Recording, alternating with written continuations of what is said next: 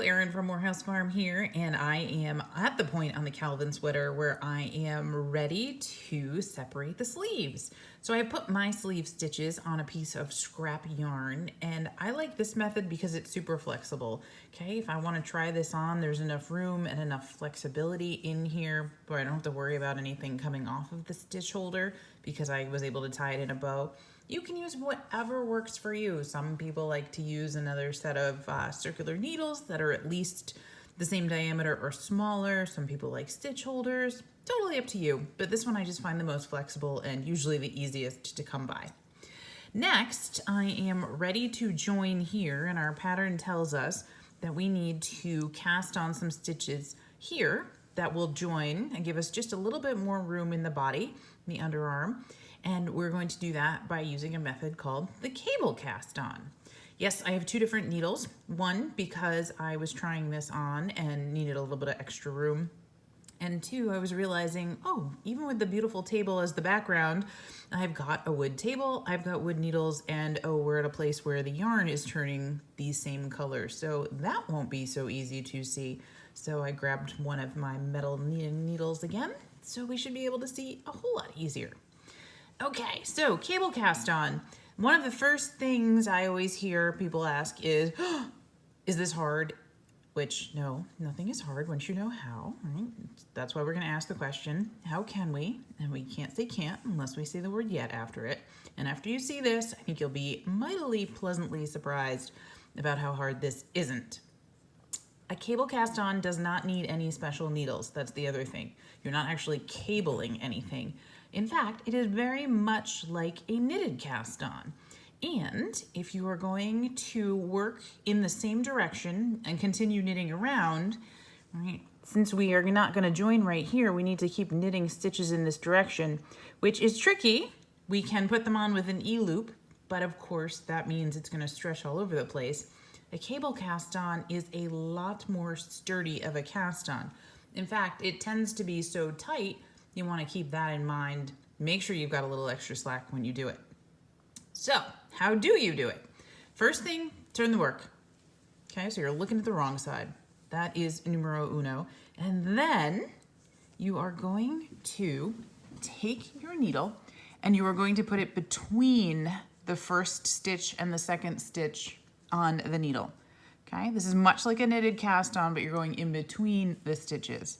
And if you were a thrower, throw a stitch here. And then when you come back, okay, you want to put it on the needle in that direction. You're actually going to, what looks like twist it, you are not in fact twisting it, because look here. If I do the second one, right, in between the two stitches, I'm wrapping, and then I'm going to bring it not right up and on, but I'm going to put this, what looks to be the left leg, in the front from this direction, okay, so that I can use that more to my familiarity when I turn it back around. So again, I'm going in between the stitches. Okay, make sure you don't grab any of the actual stitch. You're just going in between them. Then you are knitting a stitch, and then you are pulling it out, and you are making sure the left leg goes towards the back of the needle. This is again where left leg and right leg I think makes so much more sense. So again, wrap, pull it through just like you're knitting, and left leg goes towards the back.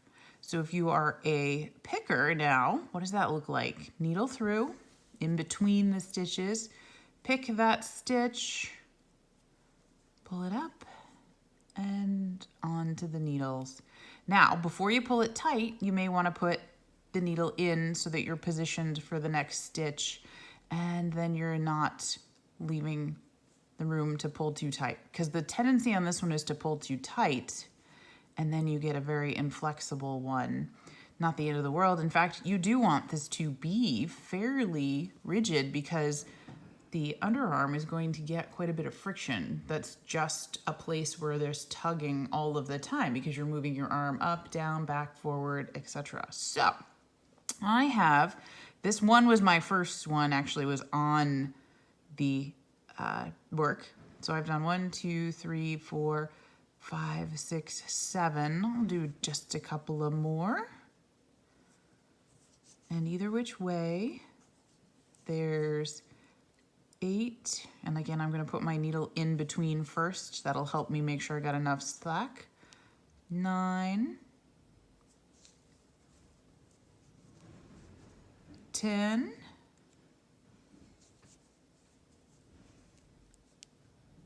11, and 12. And now, when I'm ready to continue knitting, turn my work back around. There I go. Looks just like I remember it should, with these newly cast on stitches.